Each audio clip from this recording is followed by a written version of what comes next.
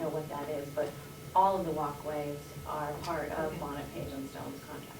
Okay, so it was just a matter of working with him, and then I had proposed an additional path from the west garden. I'm not sure if you ever saw the plan yet, that small plan with you. I did see, I remember that as part of your initial presentation. I'm not sure where we kind of stand in terms of landscape design, so. Yeah, I'm not sure who would approve that path or how that works. Maybe we'll just talk with Chris also about that. The commissioners actually really need to review that added path and see if that is something that they'd like to. Is this the? Which path, what path is I'll this? show you.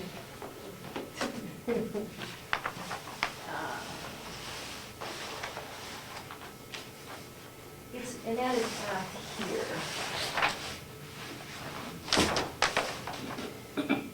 Here, this is the only path in, and I was feeling like from parking, et cetera, not that people would actually be walking in that way, but it just, it also helps to define the space a little bit. And I noticed in your original plan that I had, just an 8.5 by 11 that we got on the day we met, that there actually was a path added here that was not there. Anyway, that's the proposed path. In terms of defining space, getting people in, or just moving.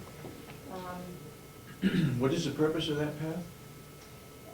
Well, I was feeling like, I guess at the time that I was designing it, I thought that there was some access through the gate, and now I learned that there is no access, right?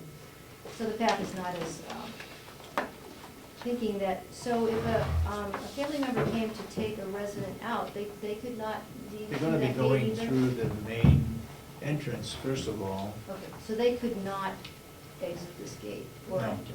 Okay. No. That was really the meaning of the path and, or the use of the path, plus it just helps to define space more, but it's not necessary. Okay. And it's quite a slope there, I believe, too. Mhm. It goes from the road down into that Mhm. pathway. Well, we can look at that with Chris. Okay.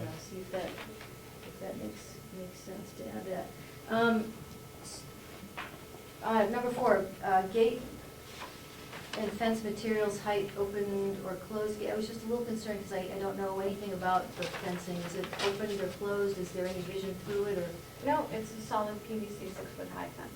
Okay, and is that an ADA thing? Does it have to be 6 feet, or is that? No, it's really for the residents. You know, these gardens are mostly, well, will be, dementia residents will be in these gardens a lot, and if you provide them something to see across the fence, they're going to want to get Right. across the fence. Okay. So that's So it's really to keep them, more their vision contained. enclosed. Exactly. Okay. Are you saying there's no gate? No, there's a gate. There's a gate, There's a okay. gate, but it's locked, Yep. Okay. so.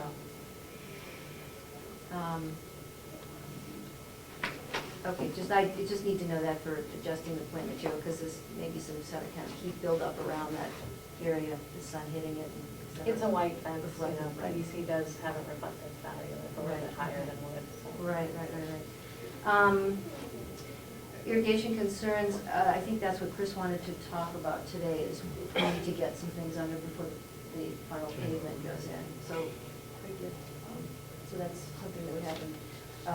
I just learned the paving's happening, final paving end of July. We would certainly address with the meeting with Chris today, any sleeving that would be necessary to move under hardscape areas that would then supply certain bed areas with irrigation.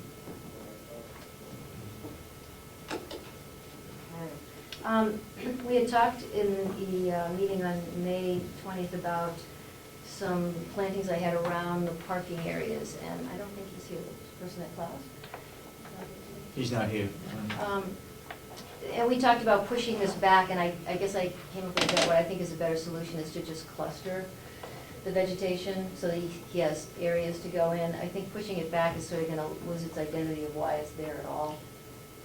We could do a little bit of both. The problem I see with birches is that, you know, when it gets a heavy snow load, they bend over and then go over the road if it's too close to the parking area. Right, in an ice storm. I'm actually considering an alternative to that. Okay. But they would be moved back and then clustered a bit so that he has plenty of space rather than just moving it back enough. Scattered line or so. Wildflower field, I was just checking on that, if everyone's still on board with that, the area where the addition may be added. And it's a spring planting, correct? It can be fall or soon. Okay. Okay, yes. I think you probably need to remind everybody where that field was and what was going on there. Right.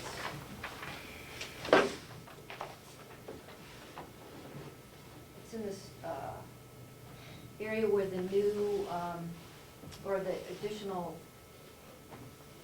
wing may be added. So it's on the side, sort of between the old nursing home and this space. So that space where you're sort of looking out towards the mountains.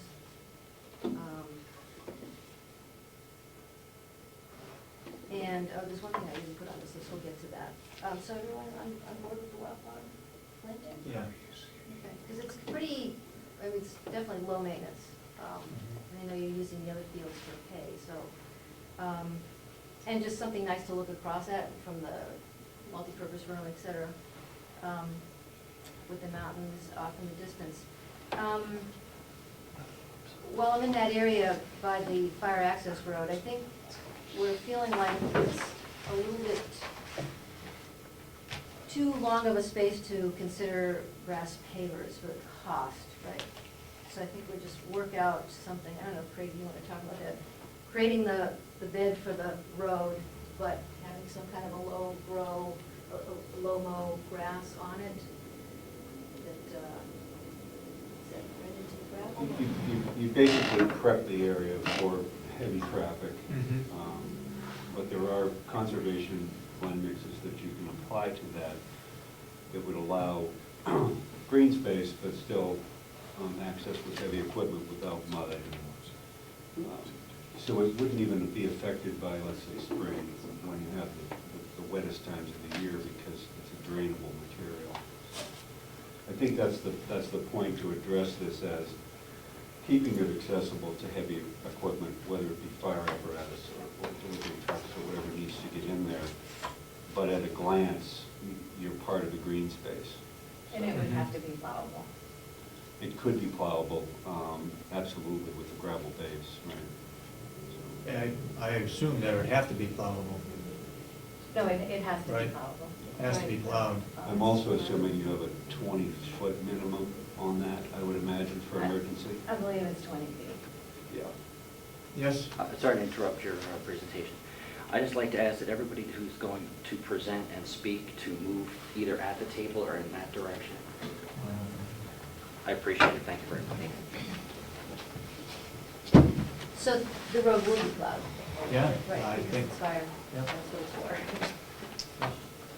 Okay, that's the one thing that I did not put on that list, I'm just gonna, fire road, concern of the material. Low voltage lighting in neighborhood gardens. I did talk with Chris about needing power and water in the garden areas, so, or it could be solar powered. I just didn't really talk about that in our meeting. I thought it would be just a nice, even if residents aren't going in the garden in the evening, it would be really nice to look out there and see the gardens from windows. We have power available out there. Right. We don't necessarily have water other than a hose bib Right. out there. That's what he said. And those would be the two really most important places to water because they're perennial gardens. So I think we're gonna look at that today with him. And also, is that possible to work with some solar power for low voltage lighting or solar powered there, small? a lot of shade, isn't it? In those courtyards? Edges, well, it's, yeah. I mean, Leading light. it kind of depends what you're looking for. My experience with solar power lights is they're not as bright, and, they're certainly not gonna last as long, which may not be an issue in this case. You wanna be assured of light in the courtyard, we do have access to power, so. And typically with solar, even with the newer technology of LED, which gives you a brighter light source, it's oftentimes a whiter light source. Although the technology is getting better to tint the bulbs a bit and give you a softer light, the best way so far is to go conventional halogen with a choice of wattages that will give you enough light without overdoing it. So it's almost unlimited in terms of what you can supply for security for the ambient space. And safety if someone is watching.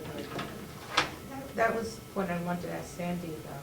Sandy, in the evening, would a resident be able to get out, I mean, into the garden if they were, you know, they could see that it was there, they just sort of took it into their heads to move out there? The door will be locked at a certain time during the evening. I mean, obviously, I think you know, if we're talking about after dark, no, they will not. Thank you. So do you think it's important to have the gardens lit up so they could look out the windows at it? Is our present landscape lighted? It is not. But you Well, don't it's really lit- have any rooms that, Right. many rooms that look out there. This is a feature. I think as a feature, it's very nice. Yeah, it would be very nice. Okay. So Dorothy, you think it might sort of entice them? to Yeah, want to go there? that's my issue. I'm worried about you know, when you see something, you want to do that, you know, it attracts you. And the lights like- would certainly be controllable, you know, they could be on for a little bit in the evening, you know. And I think and if then you, shut off. if you look at the dining, living area, that overlooks the garden. Yeah, And so again, it's almost like having a living art. And I think we need to look at it that way. especially when it gets dark at 4 o'clock in the evening, you know, in Yes. the winter.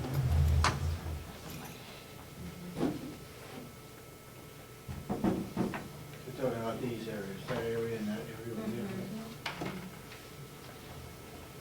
Okay. The last thing I have on the list is irrigation in the gardens and water feature. So that's what we need to speak with Chris about, is the water source. And I actually talked with Craig about it, that the water feature can really be on a timer, so that it's run at a certain time, or it needs to run to just keep it sanitary. But you want to talk about that at all? Typically, when we set up a system like this, a contained system, it's self-sufficient, it has its own water reservoir.